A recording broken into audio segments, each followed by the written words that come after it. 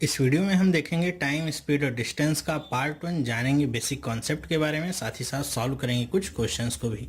तो चलिए स्टार्ट करते हैं आज की वीडियो।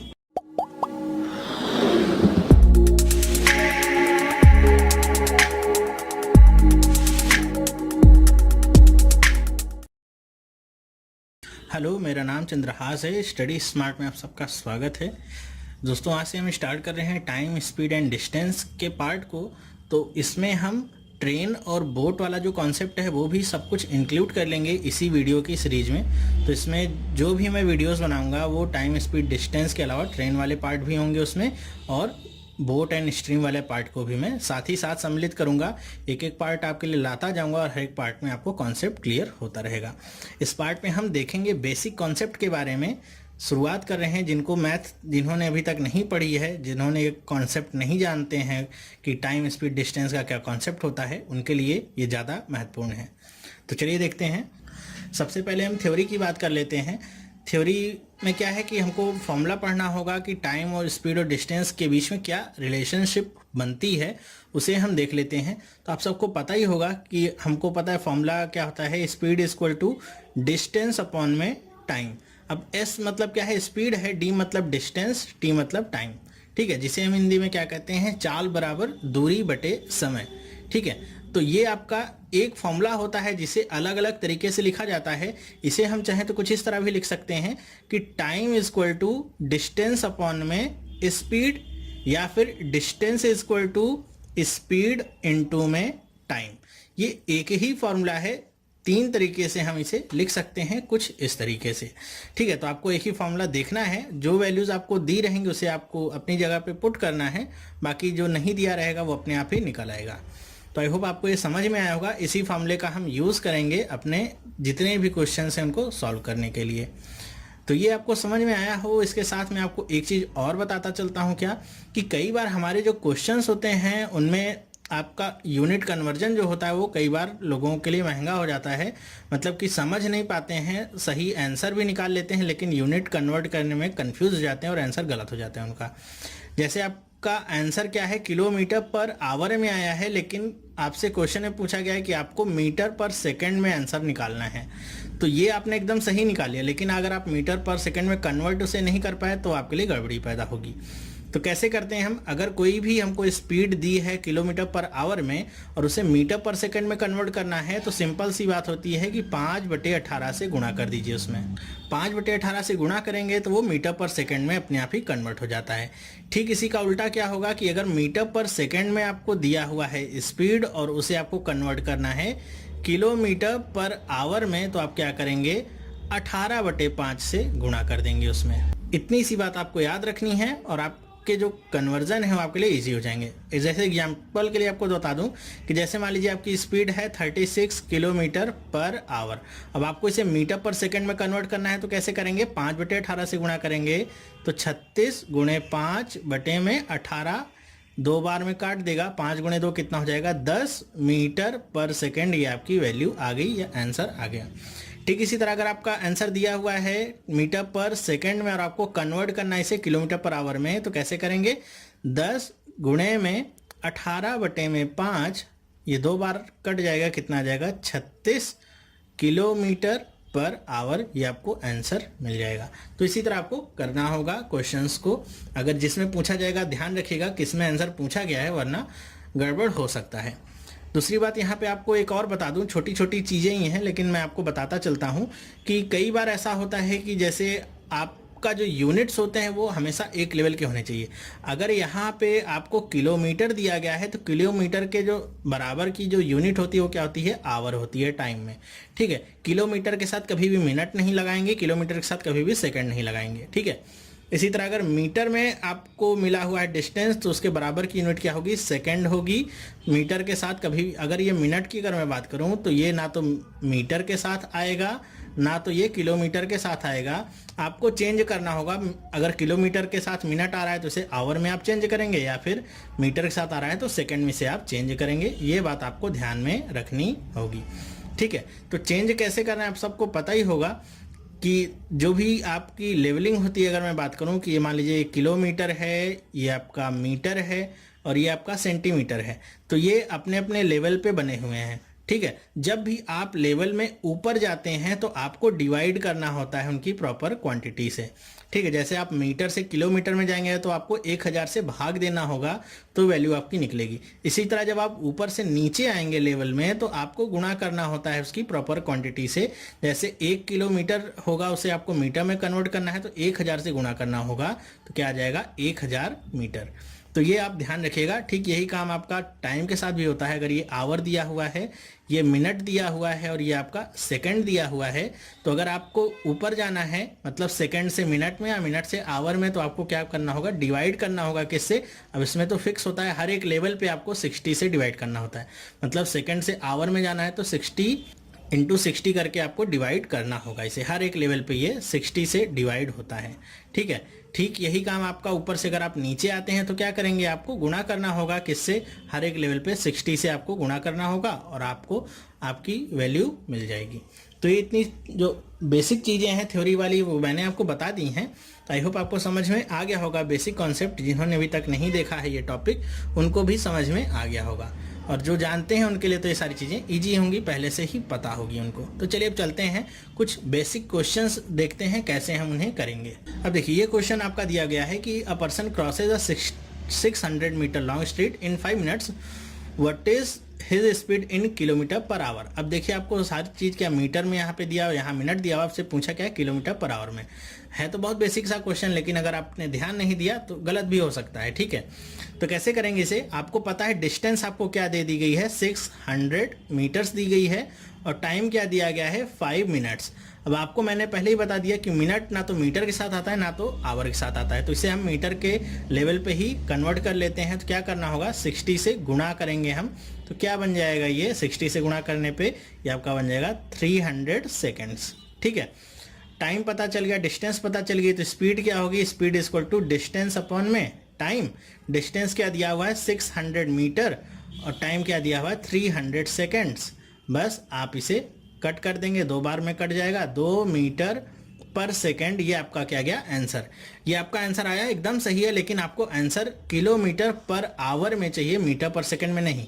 तो मीटर पर सेकेंड में है और किलोमीटर पर आवर में कन्वर्ट करना है, तो कैसे करेंगे आप, 2 गुणे में 18/5, 18 गुणे 2 कितना होगा 36 को 5 से जब आप भाग करेंगे तो क्या करना है आपको, डबल करके 10 से डिवाइड कर देना है, 7.2 किलोमीटर पर आवर। ये आपको आंसर मिल जाता है, यही आपका आंसर होगा। ध्यान रखिएगा कि एग्जाम में आपको ये वाला आंसर भी दिया होगा और ये वाला आंसर भी दिया होगा। उनको भी पता है कि आप गलती कहाँ पे करेंगे या कहाँ पे आप कर सकते हैं, तो दोनों ही ऑप्शन आपको दिए रहेंगे। ABCD करके होगा तो ये ऑप्शन भी मिल जाएगा और ये ऑप्शन भी मिलेगा। बिल्कुल थोड़ा सा भी अगर आपका ध्यान भटका या बट गया तो आप इस वाले को भी टिक करके आ सकते हैं, जो कि गलत आंसर होगा। तो मतलब इतना छोटा सा क्वेश्चन जो 5 सेकंड का है उसे भी आप गलत कर देंगे। चलिए देखते हैं नेक्स्ट क्वेश्चन। अब नेक्स्ट क्वेश्चन क्या कह रहा है कि if a person walks at 14 kilometre per hour instead of 10 kilometre per hour, he would have walked 20 kilometre more the actual distance travelled by him. मतलब कह रहे हैं कि अगर कोई आदमी है वो 10 किलोमीटर पर आवर की चलने की बजाय वो चलता है 14 किलोमीटर प्रति घंटे की रफ्तार से, तो 20 किलोमीटर वो ज़्यादा चल लेगा। तो बताइए एक्चुअल डिस्टेंस जो वो कवर करेगा वो कितनी होगी। तो इस क्वेश्चन को आप देखिए, तो इसमें आप देखेंगे कहीं भी टाइम का जिक्र नहीं है इसमें। तो टाइम का जिक्र नहीं है, इसका मतलब क्या है, टाइम आपका फिक्स्ड है, वो फिक्स्ड क्वांटिटी है, तो उसे आपको फिक्स करके रखना है। मतलब क्या कि जितनी देर में वो 10 किलोमीटर चलना है उसको, उतनी ही देर में वो 14 किलोमीटर पर आवर की रफ्तार से भी चलेगा, ठीक है। तो अगर मैं इसे कह दूं कि 10 किलोमीटर वाला क्या है time, T10 equal to T14 है, तो अब आप वैल्यू को आसानी से सब्स्टिट्यूट कर सकते हैं। अब डिस्टेंस कितनी है आपको नहीं पता है, इनिशियल डिस्टेंस, तो यहाँ पे हम मान लेते हैं इनिशियल डिस्टेंस उसकी कितनी है, x किलोमीटर है। तो अब t की जगह पे रिप्लेस कर दीजिए वैल्यूज को। अब यहाँ पे आपको पता है टाइम इक्वल टू क्या होता है, डिस्टेंस अपॉन में स्पीड। तो स्पीड के लिए मैं यहाँ पे S1 लिख लेता हूँ। यहाँ पे डिस्टेंस क्या होगा, ये d तो होगा लेकिन 20 किलोमीटर ज़्यादा भी है, तो प्लस 20 अपॉन में S2। तो यहाँ पे मैंने डिस्टेंस को x माना है, तो यहाँ पे आप प्रॉपर वैल्यूज को सब्स्टिट्यूट करेंगे x को, और s1 की वैल्यू क्या है यहाँ पे, s1 जो पहले चल रहा था मतलब 10 किलोमीटर पर आवर, और s2 क्या होगा 14 किलोमीटर पर आवर, बस इसे आपको सब्स्टिट्यूट करना है। तो d की जगह पे x लिखते हैं, s1 की जगह पे क्या आ जाएगा 10, और d की जगह पे फिर से x + 20, और s2 की जगह पे क्या आ जाएगा 14। सिंप्लीफाई कर लीजिए, 2 से अगर मैं कट कर दूं तो 5 टाइम्स 7 टाइम्स हो जाएगा, क्रॉस मल्टीप्लाई करेंगे आप तो क्या मिल जाएगा आपको 7x = 5x + 100। तो ये क्या मिल जाएगा आपको 2x = 100 और x = कितना मिल जाएगा 50 किलोमीटर्स। तो ये आपको क्या मिल गया 50 किलोमीटर, ये x मिल गया। तो ये क्या है एक्चुअल डिस्टेंस है। अगर आपसे पूछी जाती बाद वाली डिस्टेंस कितनी होगी तो इसे में आप 20 और ऐड कर देते तो क्या मिल जाता 70 किलोमीटर्स। तो क्वेश्चन को ध्यान से पढ़िएगा, पूछा क्या जा रहा है, क्योंकि जो पूछा जा रहा है वो अगर आप बताने में सक्षम नहीं हुए, भले ही आपने सही किया हुआ है, क्योंकि स्टेप तो देखे नहीं जाते आपको कि आपने क्या किया हुआ है कॉपी में या रफ कॉपी में, कुछ भी नहीं देखा जाता, बस ये देखा जाता है आंसर सही आया है कि नहीं। तो स्टेप्स आप देखिएगा कि आपसे पूछा क्या गया है, आपके स्टेप नहीं देखे जाएंगे कि आपने यहाँ तक किया हुआ था तो आपको आधा नंबर दे देते हैं, ऐसा कुछ होता नहीं है। ठीक है, चलिए चलते हैं नेक्स्ट क्वेश्चन पे। अब देखिए क्या है कि a man complete a journey in 10 hours. कोई जर्नी है जिसे कोई आदमी 10 घंटे में कंप्लीट कर लेता है, ऐसी इंफॉर्मेशन है। ही travels first half of the journey at the rate of 21 kilometre per our and second half at the rate of 24 kilometre per our. Find the total journey in kilometres. कह रहे हैं कि मान लीजिए यहाँ पे मैं बना के दिखा देता हूँ कि ये आपका मान लीजिए पॉइंट है, ये आपका पॉइंट ए है और ये आपका पॉइंट बी है। कह रहे हैं कि ये पूरा ए से बी तक आदमी को जाने में कितना समय लगता है, उसको लगता है 10 घंटे लगते हैं ये पूरा डिस्टेंस ट्रेवल करने में। ठीक है, फिर दूसरी बात क्या कह रहे हैं कि वो ऐसा नहीं है कि कांस्टेंट स्पीड से चल रहा है, वो पहला यहाँ पे हाफ ऐसे कर दूं सी कि जो पहला हाफ है वो 21 किलोमीटर की रफ्तार से चल रहा है, पर आवर की रफ्तार चल रहा है, और दूसरा जो हाफ है वो 24 किलोमीटर पर आवर की रफ्तार से चल रहा है। ठीक है, हाफ हाफ है, मतलब अगर टोटल डिस्टेंस यहाँ पे मैं d बराबर ले लेता हूँ 2x, ठीक है, मतलब टोटल डिस्टेंस कितनी है 2x, तो आपको पता होगा हाफ कितना होगा x और ये भी हाफ कितना होगा x, दोनों क्या है बराबर ही हैं। तो यहाँ पे आपको बस अब देख लेना है कि क्या फॉर्मूला लगेगा। टाइम आपका क्या है कि मान लीजिए हाफ कवर करने में उसे t1 का समय लगता है और दूसरा हाफ कवर करने में t2 का समय लगता है, लेकिन दोनों को अगर मिला दें तो कितने का समय लगता है 10 आवर। बस इतना ही आपको करना है। t1 + t2 बराबर कितना 10 आवर। t1 की वैल्यू क्या होती है डिस्टेंस अपॉन में स्पीड, तो d आपका दोनों में फिक्स ही है तो मैं d ही लिखता हूँ, d + s1 + d अपॉन में s2 बराबर में कितना गया 10। अब d की वैल्यू क्या हम रख रहे हैं, चाहे d रख दीजिए x रख दीजिए, उसका कोई फर्क पड़ता नहीं है। तो यहाँ पे हमने x लिया हुआ है तो x s1 क्या है 21 + x अपॉन में 24 बराबर में क्या गया 10। ठीक है, इसे और सिंप्लीफाई करिए, दोनों नीचे एलसीएम लीजिए, कितना आ जाएगा 21 × 24। इसे आप गुणा कर लीजिए चाहे मत गुणा करिए, ऊपर क्या आ जाएगा 24x और यहाँ पे 21s बराबर में कितना 10। फिर से सिंप्लीफाई करेंगे कितना आ जाएगा 45x अपॉन में 21 × 24 बराबर में 10। 5 से काट दीजिए, 2 बार कटेगा, ये 9 बार कटेगा, 3 से काटेंगे 3 बार कटेगा, 7 बार कटेगा और ये 8 टाइम्स कट जाएगा। ठीक है, तो अब यहाँ पे बचा क्या x बचा, यहाँ पे मैं ऊपर लिख रहा हूँ क्या बचा x बचा, और ये 8 × 7 कितना होगा 56, 56 × 2 कितना होगा 112 किलोमीटर x की वैल्यू आ गई। लेकिन ये x की मतलब हाफ वैल्यू है, आपको किसकी वैल्यू निकालनी है 2x की। तो 2x की वैल्यू क्या होगी 2 × 112 कितना आ जाएगा 224 किलोमीटर, ये आपका क्या होगा आंसर होगा। तो ये इसे करने का कॉन्सेप्चुअल मेथड है, मतलब कॉन्सेप्ट लगा के आप ऐसे ही क्वेश्चन को करेंगे, कोई भी और फॉर्मूला यूज नहीं किया, वही टाइम डिस्टेंस और स्पीड का जो बेसिक फॉर्मूला होता है वही यूज किया हुआ है। हाँ, इन सारे क्वेश्चंस को हम शॉर्टकट मेथड से भी सॉल्व कर सकते हैं, वो मैं आपको नेक्स्ट पार्ट में बताऊंगा कि इन सभी क्वेश्चंस को कैसे आप सिर्फ और सिर्फ एक फॉर्मूला रख के आसानी से सॉल्व कर सकते हैं। 2 लाइन में आपका ये सॉल्व हो जाएगा।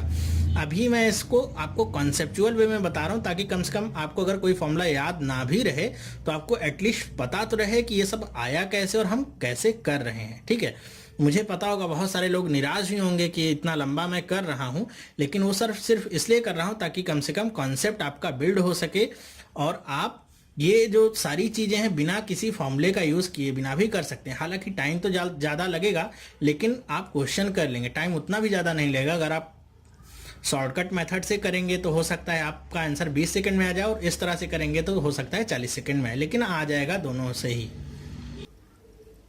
चलिए चलते हैं दूसरे क्वेश्चन पे, देखते हैं क्या है। अब देखिए नेक्स्ट क्वेश्चन आपका क्या है कि a man walks at the speed of 4 kilometre per hour, की कोई आदमी है जो 4 किलोमीटर पर आवर की स्पीड से वॉक करता है, and runs at the speed of 12 kilometre per our.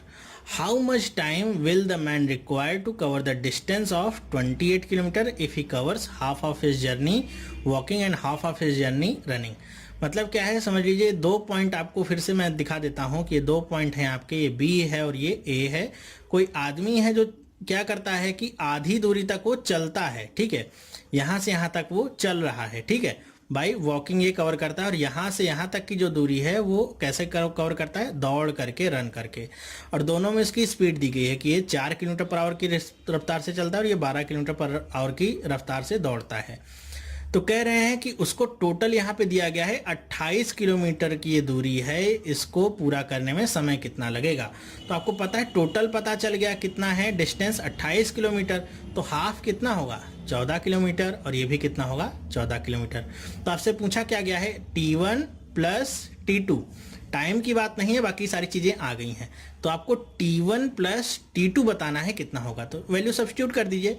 T1 की वैल्यू क्या हो जाएगी, डिस्टेंस अपॉन में स्पीड, डिस्टेंस कितनी है ध्यान में रखिए 14, तो यहाँ पे डायरेक्ट ही मैं लिखता हूँ 14, और स्पीड कितनी है 4 किलोमीटर पर आवर, तो यहाँ पे लिख देते हैं 4, प्लस यहाँ पे ऊपर क्या है 14 और यहाँ पे नीचे क्या है 12, ठीक है। अब आप इसे सिंप्लीफाई करिए, सिंप्लीफाई करेंगे तो क्या मिलेगा आपको, 12 मिल जाएगा, 4 तियाँ 12 और 14 गुणे कितना हो जाएगा 42, प्लस यहाँ पे क्या आ जाएगा आपका 14 आ जाएगा, ऐड कर लेंगे कितना हो जाएगा 56 अपॉन में 12।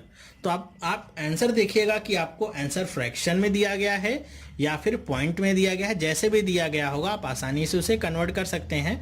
अगर मैं इसे डायरेक्ट कट करूं तो कितना हो जाएगा, ये 4 टाइम्स जाएगा, पॉइंट लगाएंगे फिर 6 ये आपका रिपीट होता रहेगा। तो इतने आवर में वो इतनी डिस्टेंस कवर कर लेगा अगर वो आधी दूर पे क्या वॉक करता है और आधी दूर पे रन करता है इन दिए गए स्पीड्स के साथ। आई होप आपको ये समझ में आया होगा। चलिए चलते हैं दूसरी प्रॉब्लम पे।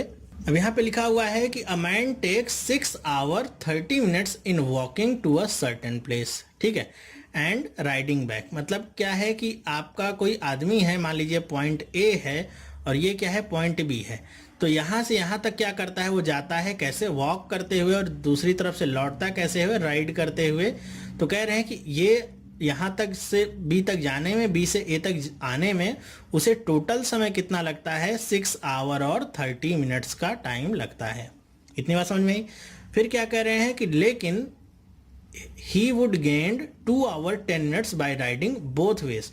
कह रहे हैं कि लेकिन अगर वो दोनों तरफ से ही क्या करे, राइड करता हुआ जाए, इधर भी जाए क्या राइड करते हुए, इधर भी राइड करते हुए जाता है, तो उसको 2 घंटे 10 मिनट का समय कम लगता है। गेंड का मतलब क्या कि 2 घंटे 10 मिनट पहले ही वो पहुंच जाता है, ठीक है। इतनी बात आपको समझ में आई। तो कह रहे हैं कि इसमें पूछा क्या है कि how long he would take to walk both the ways. अब आपसे पूछा जा रहा है कि अगर वो दोनों तरफ से पैदल ही चले, इधर भी पैदल इधर भी पैदल, तो कितना समय उसको लगेगा ये पूरा चक्कर करने में।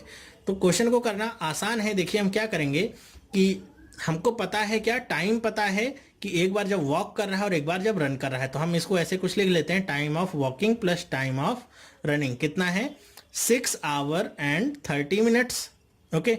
फिर आपको पता है क्या कि अगर वो दोनों तरफ से राइड करता है TR प्लस TR, तो उसको क्या लगता है 2 घंटे 10 मिनट कम लगते हैं। तो 6 आवर 30 मिनट्स में 2 घंटे 10 मिनट घटा दीजिए, कितना आ जाएगा 4 आवर एंड 20 मिनट्स। इतनी बात आपको समझ में आई। अब देखिए TR TR आपका जुड़ जाएगा, कितना हो जाएगा 2TR, और इसे आप फ्रैक्शन में कन्वर्ट कर दीजिए, आपको पता होगा कैसे कन्वर्ट करना है। 4 आवर तो आपका 4 ही रहेगा, 20 मिनट्स को क्या कर सकते हैं 20/60, 1/3 कट जाएगा, 4 तियाँ 12 और एक 13/3 ये आंसर मिलेगा।